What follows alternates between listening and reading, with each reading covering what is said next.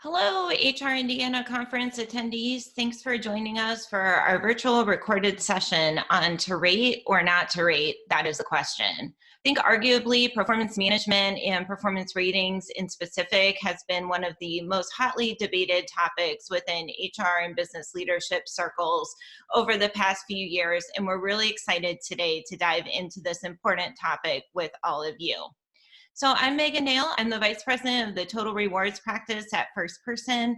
I have almost 20 years of experience in HR and have led performance management transformations in my previous positions.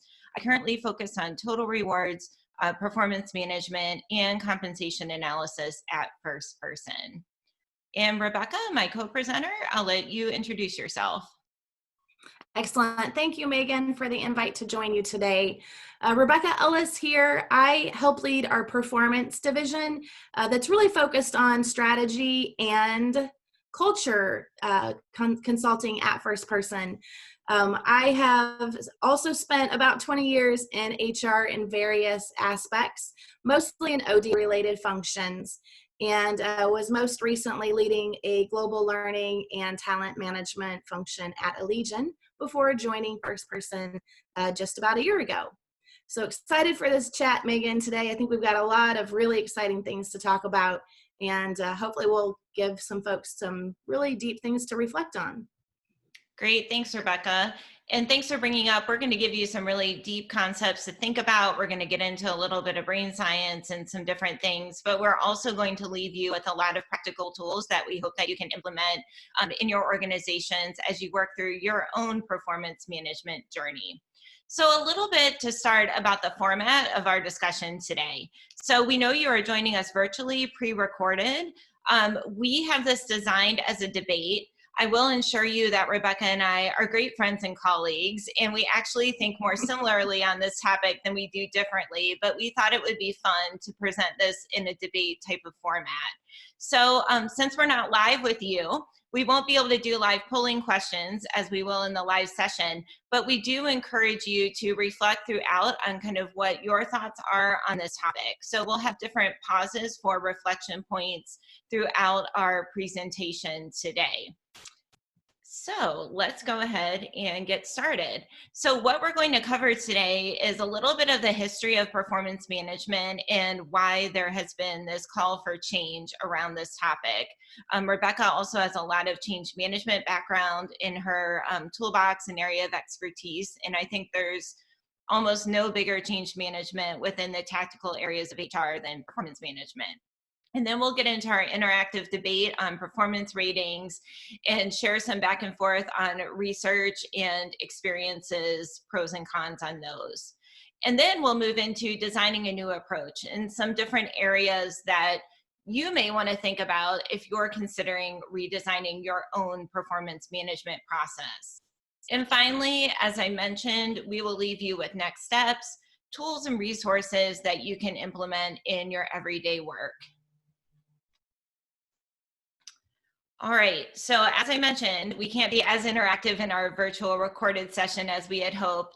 But first, I want you to think about, are you or have you made changes to your performance management system? And just to level set on this a little bit, when we're talking about performance management, think of things like evaluations, your feedback processes, merit pay, longevity pay, which I know a lot of organizations still have, and the all-important performance bonuses. So think about, are you or have you considered changes?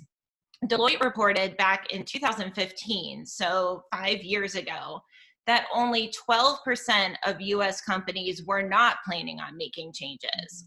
So the vast majority of organizations are really have either made changes or are planning on making changes in this area. So it's definitely a hot topic, and we're glad to talk to you about it today. So we know it's a hot topic, but why is it a hot topic? We've done traditional evaluations for a long time. I know at organizations that I've been a part of, we would devote months every year to going through this process and coming through gathering the feedback and self-assessments, this annual evaluation. So why has this really come up in the past couple of years as something for us all to focus on? So the Harvard Business Review has really been one of the leaders in the discussion around this topic. And I should mention throughout this presentation, as you've hopefully downloaded the slides, we do have interactive links to all of the different resources that we've used. So look at those hyperlinks and definitely go to the source data as you need to. But what they found is that evaluation programs face a lot of resistance from managers. It's uncomfortable, I think, for all of us to criticize a subordinate or someone that you work with every day. No one looks forward to giving critical feedback to someone. And these formal programs, on top of having to give that feedback, you have to write it down and you know it has consequences for that person.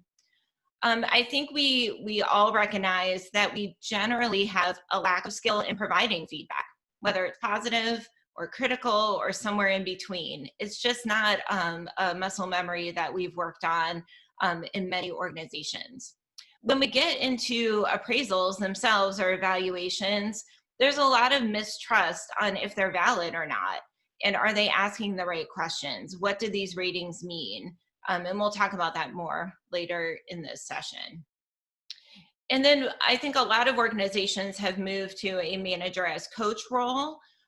We're really looking at that manager as someone who's coaching for high performance, and having an evaluation program or an appraisal is really inconsistent with that role of a coach. And when we look at the employee side, there's really a resistance to focusing on weaknesses. So we know strengths-based work and strengths-based culture has been something that Gallup has really brought forward and has become part of our philosophies in many ways. And evaluations and appraisals do tend to focus on weaknesses, which is very inconsistent with that. And I think one of the hardest parts is evaluations and appraisals really focus on looking backwards and looking at the past versus the future and what can be corrected or enhanced going forward in the future. It's interesting, the Harvard Business Review article that we've linked here, one of them that really outlines a lot of these reasons, it was actually published in 1972 by Douglas McGregor. And so when you think about this, although these reasons that I just stated, I think are very relatable to all of us here in 2020, these were the same issues that were being talked about in the early 70s, quite frankly, before I was even born. So we are really coming forward to try to tackle and really make some change in an issue that has been an issue for quite a while. Managers, really, the research shows, hate doing reviews. Willis Towers Watson found that 45% of managers did not see value in the appraisal systems that they used. And Deloitte reported that 58% of HR executives considered performance reviews an ineffective use of supervisors' time. So we know we're in a fast-moving, uncertain world where time is money, and our time is probably one of our most precious resources. And looking at doing appraisals each year, spending hundreds of hours on this process, it's something that we've really taken a hard look at what the value is we're getting out of all of that time and effort that we're spending. Rebecca, is there anything you'd add on those points? Yeah, the only thing I would add is I think the McGregor work is some interesting stuff to dig into. Theory X and Y, you all might have heard of before, dates back actually to the 50s, and still in the 70s, he was debating the aspects of it around performance management. And so, we've got nearly 70 years of learning to apply to that early construct, which I do think tells a really good story about the leader's true role in supporting performance and where we've kind of evolved to things that deviate from ideal state today. So I also would just say, there's no one size fits all. And I think we got a little too cookie cutter with performance management over the years. And perhaps technology played a role in that as we try to adopt best practices and scale those more broadly. And I think at the end of this, as Megan and I start to help you with kind of some go forward ideas, my best advice is to really make it very situationally appropriate for your organization and not just try and carbon copy what others are doing. So hopefully we'll give you some things that allow you to think more critically about that. Yeah, I completely agree with that, Rebecca. I think some of these traditional evaluation programs, they are a daunting process just to be a part of. And I know from the HR side, sometimes we've fallen in the trap of trying to make this process more efficient, whether it's with technology or other process improvements, and we've lost the bigger picture of why we're doing the process to begin with. So That's right. great points. Absolutely. All right, so before we go too much further, let's talk about performance management and exactly how we're defining it here. So we define performance management as a continuous system of processes, methodologies, and tools that identify, measure, and develop employee performance by aligning individual and team objectives with the strategic goals of the organization. So a few keywords in here that I think is really important as we think about a new approach. And hopefully many of you are already thinking about this in this way. Continuous. So we need to get away from a one-time of year event to something that is continually happening and reinforcing throughout time. And you'll see it's identify, measure, and develop with alignment with strategic goals. So making sure that we're all aligned with whatever that strategy is of the organization and all working in the same way, and then continuously going through that process and reinforcing it. We know in the fast changing world that we're in, I think 2020, it couldn't be any more fast changing than what we're in right now with all of the issues that we're dealing with. Goals change and strategies change, and that's why it's also important to have a continuous system that keeps up with what those goals are. Rebecca, anything you'd like to add on that? Well, COVID-19 has probably given us the biggest life lesson around the need to be agile and flexible with goals. I don't know too many people whose performance objectives are still relevant in the light of the pandemic. And so the continuous aspect of that, I think, is one of the most critical factors. Great. All right, so our first reflection question. So just to kind of self-check yourself and what your views are on this topic before we dive into a spirited debate. So think about, do you believe we should use ratings to measure performance? And we're talking about this broadly, not whether you should have a 10-point rating scale, a 5-point, a 3-point scale, but just think about, should we use ratings at all? And just take a minute to reflect on what your current views are on that question. And as you are reflecting on that, I will flip it over to Rebecca, and you can get us started on the point of view that we should not use ratings. All right, yes, so I'm here to represent the not rate aspects of performance management today, and we're going to talk through some of the reasons why and what the research and other things are telling us in that direction. So thank you, Megan. The first thing is it's more punitive often than productive. I don't know about you, but I've lost sleep over the week or night before both giving and receiving performance ratings and a performance discussion in times where I even felt like I had a really awesome year and had no reason to be nervous about it. But we know that we coach people to give a very balanced perspective. And so often folks, myself included at times, we're kind of grasping for things to tell someone that did present that more balanced perspective. And it was not unusual for us to have to go back a few weeks, maybe months in time to give those examples. And so, to this point number 2, the ongoing feedback, kind of the honest exchange of information, it just feels a lot more manufactured and structured, which doesn't necessarily make it authentic in the case of a traditional PM process. The negative, gaps, weaknesses are what people most hear. We know based on brain science, a negative statement has like 2 times or more the attention on it than does a positive statement.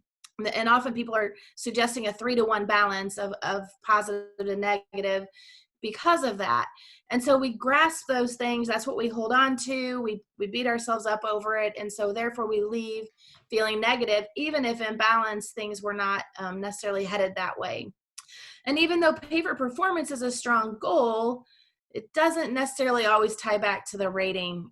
There's different things that happen in a merit process coming out of performance that sometimes don't give that a fair weighting anyway. And so what value does the rating actually end up holding?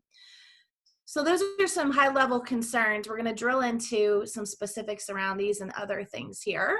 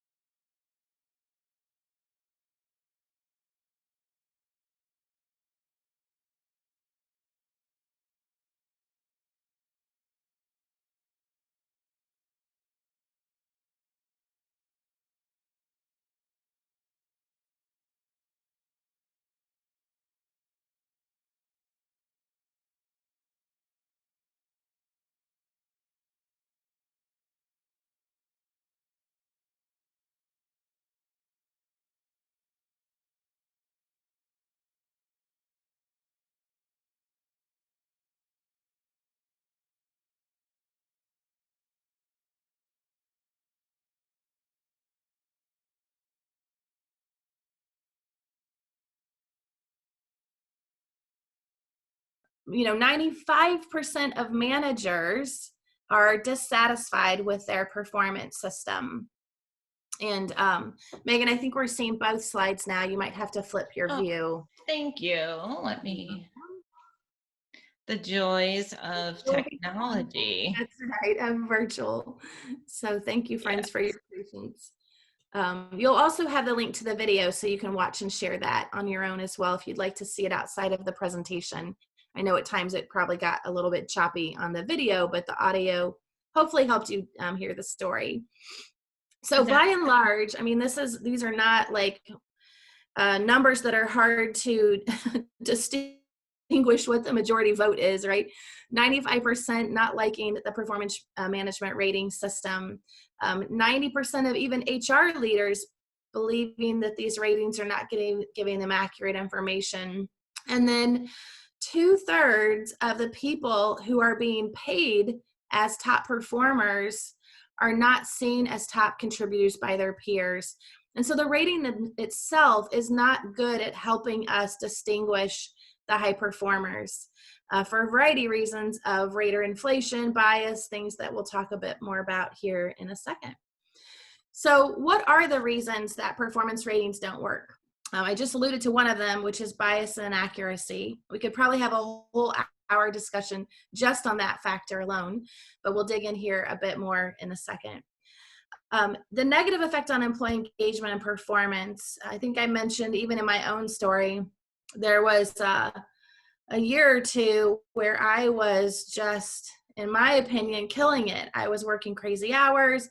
I was giving to projects beyond what I was expected to do. I was involved in discretionary time things that took up more space, and yet still delivering on my business objectives. But yet I had colleagues doing the same thing. And when you had to be kind of balanced, right, in your bell curve, as the guy in the video said, on how you give ratings, not everyone could get the top. And those years in particular, when I got just the kind of norm, was very disincenting my extra effort, right? And I doubt I dialed it back, but I know that I was more frustrated by the fact that it wasn't being rewarded. And so I do think even a non-negative review can have some negative outcomes, and those linger, I think, for a bit. The fight versus flight. So we're going to talk a little bit more about the brain science and just our normal kind of human psychology around how it feels to be measured and rated, and in some cases ranked. And it's not healthy to our brain state. So we'll talk more about that. The first one we're going to cover is the bias and inaccuracy. And so when we think about this, this first bullet says completely subjective process. And some of you may be saying, oh no, we've got SMART, objectives that we've written. And so they're very clear. It's definitely not subjective. Well, I've rarely seen actually very objective objectives. I mean, there is usually some piece of it that is fluid. And then when you, unless you've got truly like a mathematical weighted objectives thing, there's usually some like step back and look at all of these, and then from that arrive at a number. It's not that crystal clear to people. To the point in the video, you're showing up to take an exam that you didn't know what you're supposed to study for. That is often how this feels. And the subjectivity that comes with rating people against one another when the work is so very different is also really hard. So I would not even agree that talent calibrations help you limit that. The next one is around different perception, standard of judgment among the raters. Absolutely. And in talent calibrations, I have often witnessed more personality-based or subjective, kind of even preference type of things coming in there versus truly objective, what did they deliver? Because it's hard. We're complex beings. We don't have work often that is easily measured by productivity or some kind of quality standard. And so because of that, different people can influence different things. They're more about the person doing the rating than the person being rated. That can be so true as well. And the things they're projecting on the person and how they would have done the role, how they were treated when they were at that age, maybe a generational thing that comes back. Like, well, they're only 25, so why should I give them the highest rating? They've got years to achieve that. There's all kinds of things that come into play here. And so I do think that, again, just whether consciously or subconsciously starts to weigh into what actually the number on the paper ends up being. The label to categorize employees. We know this because in HRA systems, we see the label, right? And then when we pull succession charts, it puts people in categories because of that label. And these things tend to carry on. We look at history of them. I mean, there's a lot that number plays into that definitely can categorize an employee and keep them out of hypo pools or other things in the future. And this mixed messages thing, again, could probably talk for an hour about. I was responsible for performance management at a very large employer, about a Fortune 400, who did not terminate a ton of people for performance because it was a nice place. We tried really hard to work with people. But when we started looking at the terms for performance versus people who got low ratings, it was astonishing. In a thousands of person organization, we had 18 one year who got a below expectations rating. Those were 5. And that year we had termed like 200 plus people for performance. And so this surprising people is surprising. Like, why can't we even, so when we're given the chance to give a rating, we don't even often use it for good to signal to someone that they are definitely not meeting expectations. And then we dismiss them out the organization and are surprised they're surprised. So that's the bias and accuracy. Let's get into the negative effect on engagement. I can add one thing on bias and inaccuracy. To your point, Rebecca, about receiving the ad expectations rating and then a termination after, I can't tell you the number of times, even in a smaller organization than the one that you described, that we had worked through the performance evaluation process, they received an ad expectations, and then weeks later, where the managers were coming to me asking for a performance termination. And it's interesting, to your point, sometimes we don't even use the ratings for good to send that clear message. The other thing I found is sometimes these processes are so long and laborious, the performance has changed over the time of the process, but the review was in process and due months before. The timing and just the amount of time that goes into it can also send a lot of mixed messages, as performance might change during that period. Absolutely. You're so right. You are so right. So what about engagement and performance? Well, let's talk performance here first. If you know that you have a chance to set your own measuring stick, in some cases, people will set it low. They will go for conservative and, hope that kind of passes through like the next level reviewer aligning with the leader. We sometimes miss the chance for candid conversations. Candor is a big thing. Megan and I often are discussing with each other, with clients, and this just build up to this one big conversation puts a whole lot of pressure on a year's worth of candor to come out often, right, in the way that the review is structured. We've got emotionally charged discussions, people who want to debate this rating because they don't agree with it, things that should have been relatively uneventful become a big event because of this number. And then the unmotivated mindset that can come, especially after repeat experiences of a performance review that you don't feel like adequately reflects the work that you've been doing. So, why else might we say this is bad? In our brain state, we do not like having a label. We don't like knowing that there's a measurement system for us that we have no control over. By and large, we want to just, from a brain state, naturally want to disengage from the process. I would joke when I owned performance management that I was, implementing a technology for the most hated things. Like, you add that technology layer on and people are even more frustrated by a process that they already disliked. So even automating something is not fun when it is something people by and large want to get out of or out from under. So you can see some items here about feeling disregarded, undermined. We want to just ignore the feedback and pretend it didn't happen, push back or reject it. And so the normal fight or flight things that we would have in any kind of dramatic type of scenario happen here in this case. And you can all, as HR professionals in particular, probably come up with examples of when you've had lengthy discussions, maybe going on weeks after the review, where someone's still wanting to debate that number that goes into the system, or how they felt in that process. And it's just very easy to feel it's unfair for a lot of the reasons we've already talked about here today. So the next piece here I want to talk about is the SCARF model and why some of this fight or flight comes into play.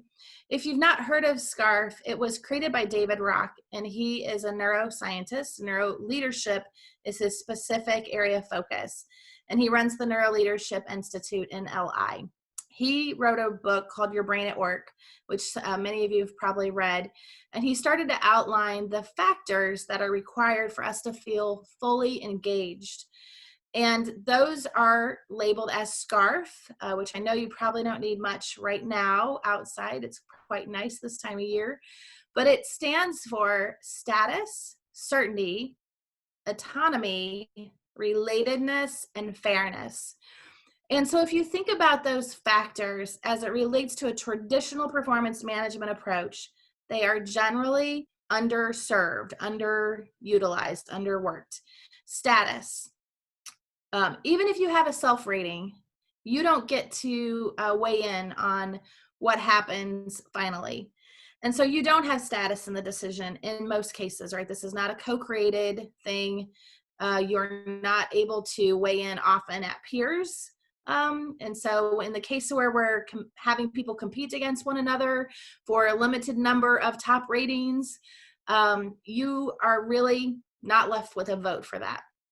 Certainty, because there are typically not clear objectives, certainly not smart ones, nor a clear model on how we're weighting behaviors versus results, etc. You don't have certainty, right? And thus the test that we don't know we're taking until our grade is assigned. Autonomy, that's probably self-explanatory, but unless it's a full self-rated system, I think it would be hard to be completely autonomous and self-driven in measuring performance. Relatedness, these calibration sessions happen. We know they happen. We know we're being considered in relation with others, and we have no idea what that looks like, often nor the outcome of it. And then the fairness, it's easy to see how these things could not be described as fair leading up to that. And so this is a subconscious and sometimes also conscious way of your brain reacting, and you can see how performance management ratings work against pretty much every parts of this construct to help us have this negative perception and reaction to a rating. So let's talk about forced rankings. Oh my goodness. I think I was maybe in my second year of my career when I was asked to read the book Top Grading with the GE approach with Jack Welch. And that was the Yank and Rank, if you're not familiar with it, where literally people were forced to rank their teams. And then I think it was displacing the bottom 10%, if not 20, like every year. Mm-hmm. And so as you can imagine, as you had multiple years in this system, it became pretty competitive. And eventually you were cutting what we would say meat, not just fat off this bone, right? It's funny when you look at the history of big companies that have made changes around performance management. GE is often one cited as an early adopter of a new way of doing things. Yet somehow in the early 2000s, we all thought they were the gold standard. And so again, this is why I think copy and pasting approaches is not a good idea. But forced rankings is a perfect example of that. It is, in essence, competing. You're competing. You're on the same work with people on your same teams, and at the end of the year, you're ranked against them. It definitely makes winners and losers. And so, as we've said here, it just exaggerates the issues with ratings. And I would strongly push any folks who are currently doing rankings to rethink that approach. Not fun, not fun. So what's good about eliminating ratings? First of all, the rating itself is often put at the end of a conversation. And you might be saying, well, that's just because the way it flows in the form, but I think it's intentional, right? Because we know that at that point, it becomes the hyper focus of the conversation.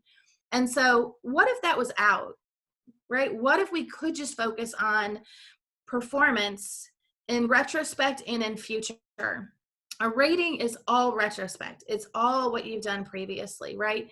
But if we can start talking more about what's needed for the future of work in this role, feedback, maybe more inclusively, customers, peers, not just mine, because I'm the one assigning you the rating and have to stand here and defend it. And then setting those goals could just be a lot healthier conversation.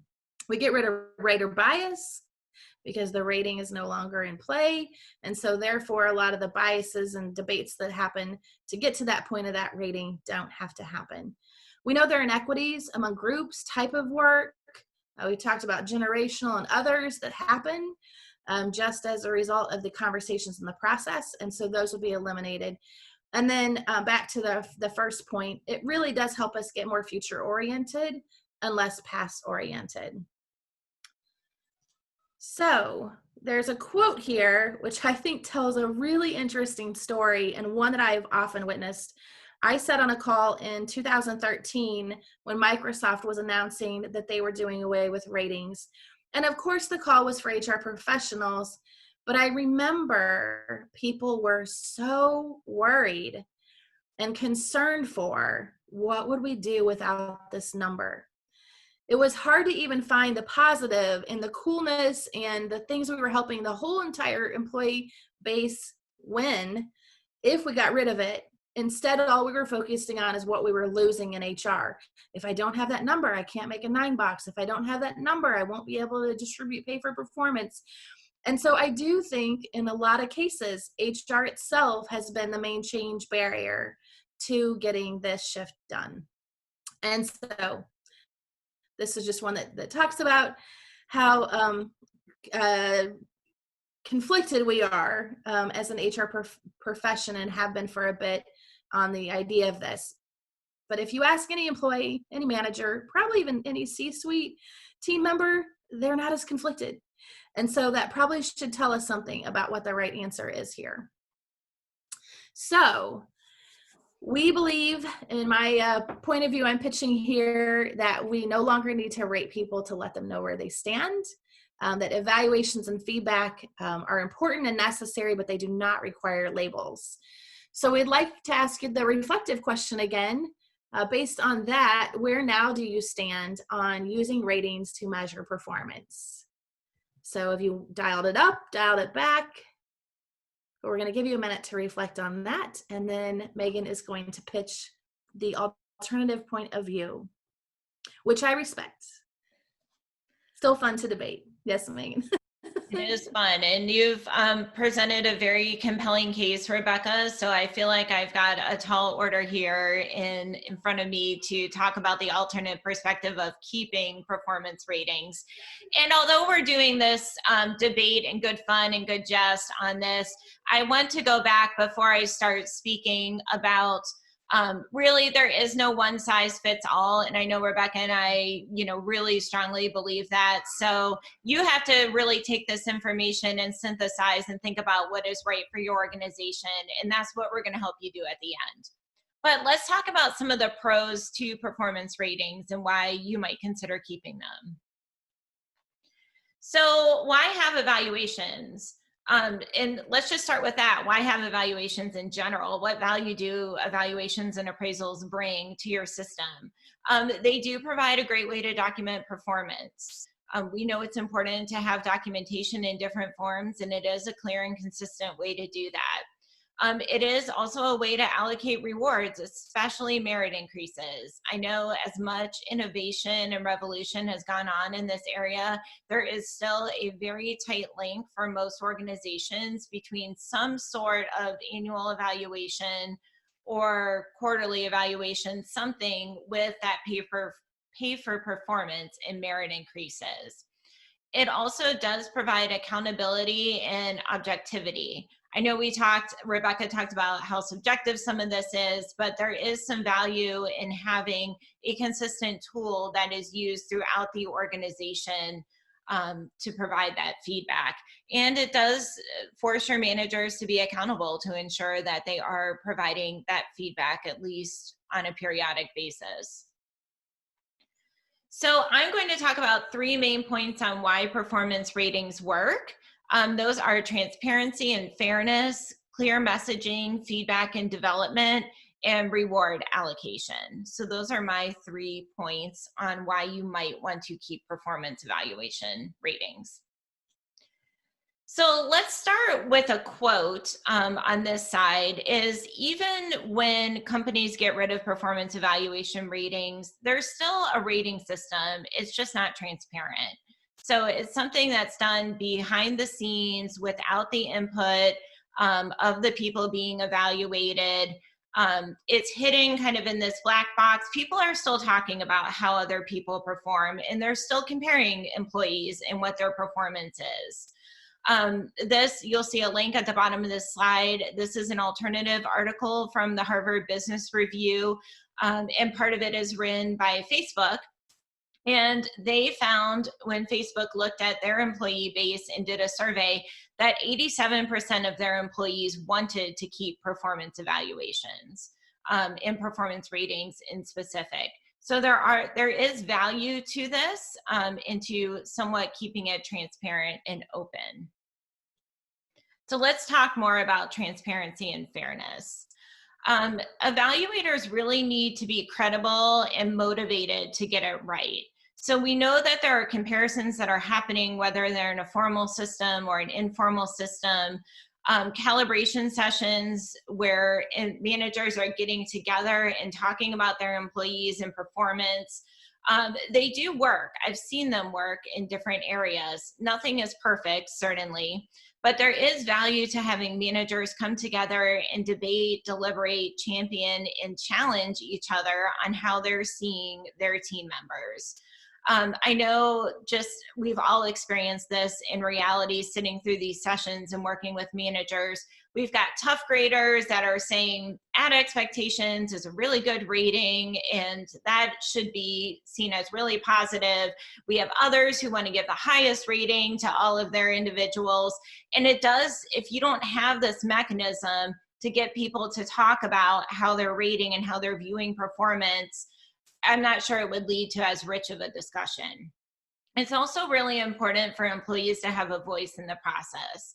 So as I mentioned on the last slide, we know that that these evaluations are happening formally or informally. If you don't have a formal process and a rating, employees don't have the ability to see what they're rated and how they're viewed by others in those more objective ways, so that they can work on it and they can have discussions to further enhance their credibility or performance within the organization. So clear messaging, feedback, and development. I mentioned at the beginning when we were talking about what some of the issues are, is that I do strongly believe for a lot of organizations, we really do not have great competency in giving feedback to others. And so this is something that this process can force more valuable feedback to occur. So it's really important for employees to know how their contributions are viewed so they know where they stand within the organization. As well, Rebecca mentioned there can be a lot of anxiety with being evaluated. There's also a lot of anxiety if you don't know where you stand and how you're doing and how you're viewed by leaders within your organization. So there is an alternative view to that. Really, by having a performance evaluation and a performance rating, it's answering the question for the employees on how are you doing overall. So even if you're great at feedback and your managers and your organization is constantly giving feedback on projects, on work, on different tasks that are happening, I really see where the value of evaluations is bringing all of that feedback together into themes in a more holistic view of how you're doing. I think we can all think of examples as HR professionals where we have employees who are doing really well in certain areas of their job. They may be receiving very positive feedback in certain areas, but at the same time, they're missing some really big components that are critical to their overall success. And that's really where having a more overall process and a rating helps to tell that story so that, again, the employee knows where they stand. It really helps employees make sense of all the feedback that they're receiving, what matters most, what can be ignored, and really how they prioritize all that feedback into the big picture of how they're doing. Managers, I think, generally struggle to explain how employees have performed in the past and then what steps they need to take to improve in the future. And by doing this and by having a formal system, it forces the managers not to sweep this under the rug, not to ignore it, but really to bring it to the forefront and to have that discussion. And in that way, it helps ensure that tough feedback is delivered. As we stated at the beginning, nobody likes to give critical feedback.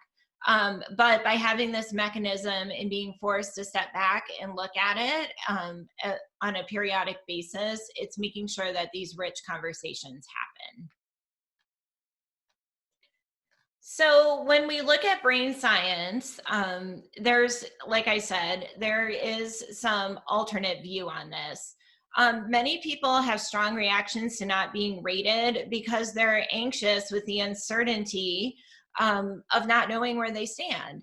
And I think about it, when you have something that you're not sure about, I would rather know if I'm not doing well or if I failed at something than not to know at all and feel like people are talking behind my back or there's some discussions that are going on and I'm not aware of what the feedback is. So that's really what the alternate view is on this, is bringing forward that feedback so people can understand where they're at.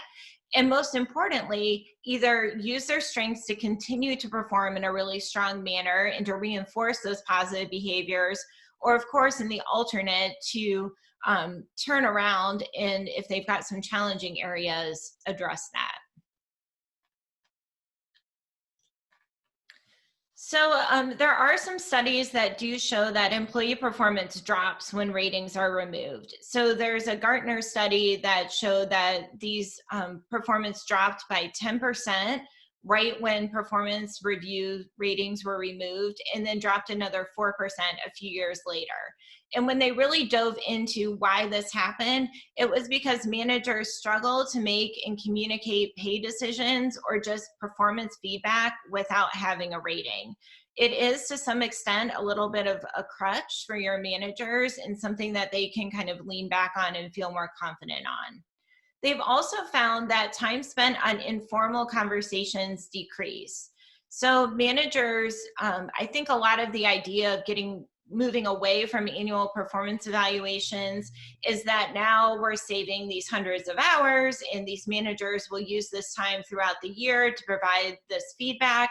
But what they found is managers do not spend the time that they're saving on evaluations to enhance their ongoing informal performance conversations. They're using that time for other tasks. So really a key part of the feedback loop is being missed when this process goes away. Also on reward allocation, it's just reality that ratings do make it a little easier to effectively recognize and reward top performance. And really, when we look at pay equity, pay transparency, it's a difficult topic. And we have increasing expectations that we're more transparent about our pay decisions than ever. And so what happens when you don't have ratings is that managers are spending more time on compensation decisions, and there's less transparency in how they're making those decisions and allocating those rewards. It's a real struggle to explain the link between performance and pay without ratings. And if you don't have a strong compensation philosophy to back you up on this, managers really have trouble explaining how pay decisions are made and how they're linked to individual contributions.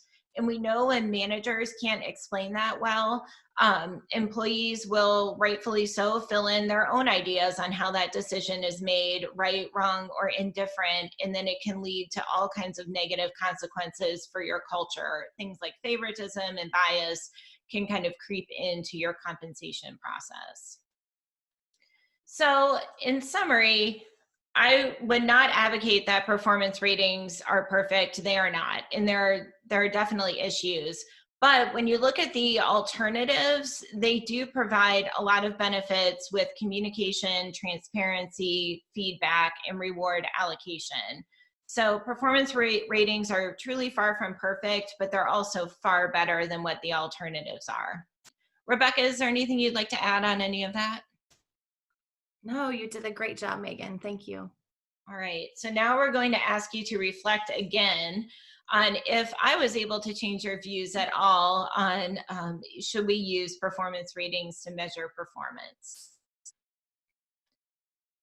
All right, as we wrap up for our session today, we want to talk a little bit about designing a new approach and some different considerations that you might have in this process. So Rebecca, I'll turn it over to you to get us started on this topic. Excellent. Thank you, Megan. So there's a couple of reasons we think you should consider changing the performance management process. Whether or not you include ratings, we want to give you some other things to think about that might help shape that decision. First of all is being future focused. We do know that the PM process is generally built in a traditional way to be very retrospective. But from a perspective on the future of work, new goal setting, talent development, there's a lot we could do to be more future focused, and think that's an important shift to start to make in the cycle. Agility. Annual goals, we could probably have a solid argument for 2020 that they no longer make sense.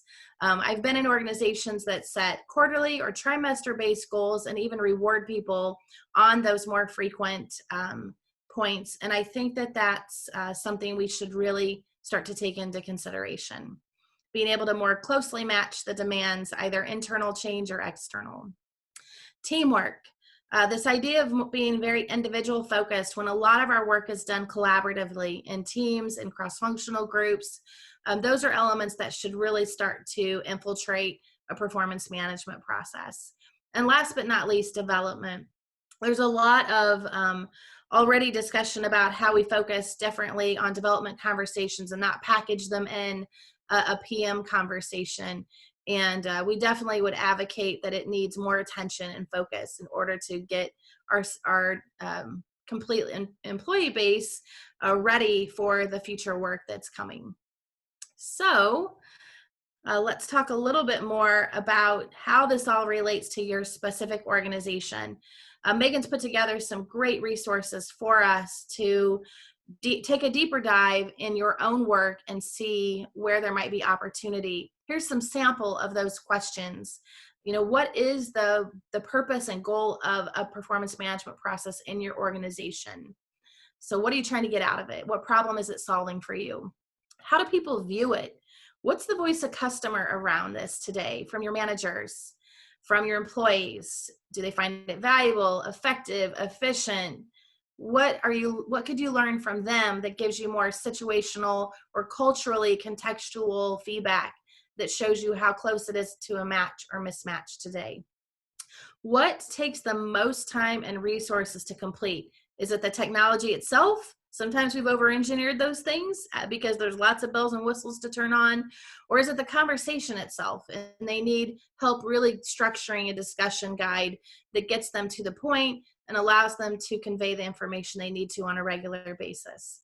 Ultimately, you're trying to figure out what's hindering your organization's process, and therefore probably also its performance. So lots of valuable things to dig into here. And we'll have more in the resource section around this. Great, thanks. And one thing I would add on this, I think surveys are great. When I've done this in the past, I've done a survey of managers and employees after every performance cycle. But I also encourage you to consider to do focus groups to get that voice of the customer. As Rebecca mentioned, that was often where I found the most valuable information. Yes, so true, Megan, so true. So here's a model of a continuous approach that we would recommend you giving a close look at. The first is around setting goals, which you're familiar with, but in a more agile way. And agile could mean like the literal agile for you technology folks in sprints and short measures, 3 weeks or such. Or it could mean, like I mentioned in past organizations, more quarterly, more trimester-based goals versus annual. Regardless, it needs to be supported by number 2, which is continuous feedback and coaching. I know that that word coaching can have a negative connotation in some cultures where it means that literally it's only a redirect of a behavior and not a support and maximizing of a current. But use the words that make sense for your organization to say the leaders should be having regular touch points. It's shocking to me how many don't have regular check-ins when I talk with folks in past organizations and existing clients. You need that regular touch base. People need and crave the knowledge and feedback on how they're doing. And so that has to be a critical component, whether or not it's documented or made more formally or just informally. Letting employees know where they stand. Again, it doesn't have to be a rating, but can you give them an indicator, something that is not fuzzy, right? That's clear on how they stand today on that regular basis. And then finally, aligning your rewards and recognition, informal and formal, so that you're being able to apply, the monies where they most matter, to the work and to the frequency that makes sense. So let's talk about agility first. This is about defining the success and updating it often, and knowing when you should shift, right? And when things have been changed and need a refresh, and not necessarily going based on a set structure that is dictated by HR, but follow the business, take the lead on what they need and what's shifting. Having these goals aligned over the organization is where you will get the transformation. It's where you'll get everyone pulling in the same direction. We can't just set goals individually, boil them up, and hope that they tell a story that is consistent. It just is more complicated than that. And so the goals and the cascading and the alignment up and down is very important, even in an agile type of environment, and maybe even more so. Transparency. There's a lot of technologies, if you're using a goal management system, that allow people to see each other's goals. I'm a fan of that. I'm a fan of knowing what my peers are set out to do, what my cross-functional partners are set out to do. And so it's not hard to make things transparent on Slack or Teams or channels out there, but I would consider making those goals more transparent. Obviously, we're a fan of SMART goals, or having these objectives have key results, KPIs, things tied to them as well. Again, just making more crystal clear is always to the benefit of the leader and the individual. And then the effort to align on that strategy to execute kind of goes back to just aligning the goals as a whole. But, top down, bottoms up, whichever way you go about creating goals, making sure that they are definitely aligned up and down, sideways, and with your customers ultimately, so that you're putting your effort in the right spots. So number 2, we're super passionate about this. Megan and I, again, could probably make a whole hour of continuous feedback and coaching. But it can be challenging, right? And especially if there's a thread of something that you no longer are documenting in an official PM system. There's lots of ways to keep notes and have agendas on the meetings. There's one-on-one formats, and we've added some of those in the resource, like a specific touch base format that helps you keep these things top of mind. But, it doesn't mean you don't document. It just means that it might be in a more, again, agile, continuous ad way. 360 feedback is also a really great way to get a broader perspective on how someone's doing. There's certainly pros and cons. It's not something you should launch without some deeper thinking on the implications of that feedback and how transparent peers are with one another, and is the individual themselves in a space where they can take that feedback and do something positive with it. But it does give a very holistic and balanced perspective often. And then we like the thought that feedback, if effective, talks about the situation, what you have observed, what can be changed or built on because it's going so well, and then the takeaway or action. There's a DDI format that you may be familiar with called STAR and STAR AR. And that's something we can add in as well, just to share. It's about the situation, what you saw in terms of the task, what the action was, and then the result of that action. And if they need to do something different, it's the alternative action that they could have taken and the alternative result that you might get as an impact to that alternative action. And so DDI has always had really good perspective on things like improving performance as well. So, Megan, I'm going to turn it over to you to go to the next step. Thanks. So as Rebecca said in overviewing this model, whether you use formal performance evaluations or not, which obviously we've covered, it is important that employees know where they stand so that they don't have uncertainty in knowing where they are within the organization and how their performance is viewed in whatever way you decide to move forward on that question. And then finally, we have rewards and recognition. And I am a big proponent of decoupling compensation and evaluation discussions or feedback discussions in whatever way you do. I know a big barrier to eliminating performance ratings is what will you tie compensation to and what does that look like? Here are some different ideas of ways that you could still have pay for performance or recognize those contributions if you don't have a formal performance rating. You can tie your compensation to goal achievement, teamwork, or other competencies that you may have. Their position within the salary range. I'm a big proponent of pay equity and believe it's important to have formal salary ranges so that you can equitably ensure that people are paid. And then the impact of their work, and then also potential for growth. So I think some form of succession planning and talent assessment is important, whether you have ratings or not. And those are all different things that you could look at a multi-dimensional approach for how to use compensation to reward and recognize performance. And then, of course, incentive pay. We've seen incentive pay grow exponentially throughout the past decade, really 15 years. And so it's really important to look at that. So you may wonder, or a question I've received is, if you separate a compensation and a performance discussion, what would you talk about in each one? So I see compensation as a discussion around rewarding employees for what they've achieved to date and what their future potential is. And then the performance discussion would be more around regular ongoing coaching, development, accountability to keep the organization and the organization's strategies moving forward. So I do have a compensation discussion guide that will be in the resources. You see it here on the slide, but if it's handled well in a compensation discussion, it will be a strategic conversation that ties the employee's personal success and performance to the organization's success.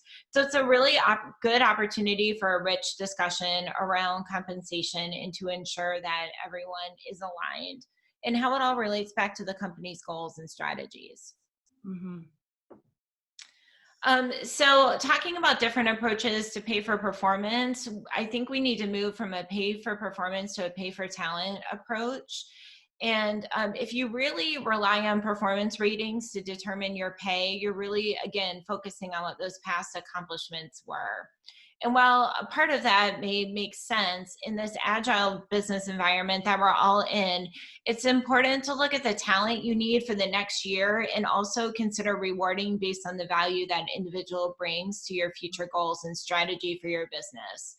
So thinking about succession planning, identifying what those critical roles are and what your risk of attrition are in those critical roles is important when you're thinking about compensation, not just a past looking approach. It's important to be more adaptable and flexible and look at compensation based on multiple factors instead of just a performance rating. So our recommendations as we wrap up today are to identify what is important for your organization and your employees and allow that to guide your efforts. Again, there is no one size fits all. Keep what works, but reinvent what doesn't. And really thinking about what your case for change is. I often think with performance management in particular, it's actually sometimes easier to be radical than to affect incremental change in this area. But it is important to remember that transformations take time, especially if you're working on an annual cycle and you're looking to change that. It's really important that employees know what is coming in the future and how it may impact them, and not to change things too late in whatever the performance period is. Having surprises and again, feeling like you're being graded and not having the answers to the test is not positive for anyone. And then I do encourage you to think about simple solutions. It does not have to be complicated and complex for it to be effective. And I think the Adobe video that we shared kind of showed that, you know, creating something really complex won't necessarily yield better results. So with that, I know we are at time. We have additional resources here in the slides, but then we also are providing you with a decision tool, some different templates and examples that you may want to consider, and then some great articles on SCARF, as Rebecca mentioned in her section, and some other resources. So we hope these are helpful to you. You have our contact information, and please feel free to reach out to either of us if we can be of assistance as you're on your performance management innovation journey. So thank you for joining us today, and we wish you much success. Thank you.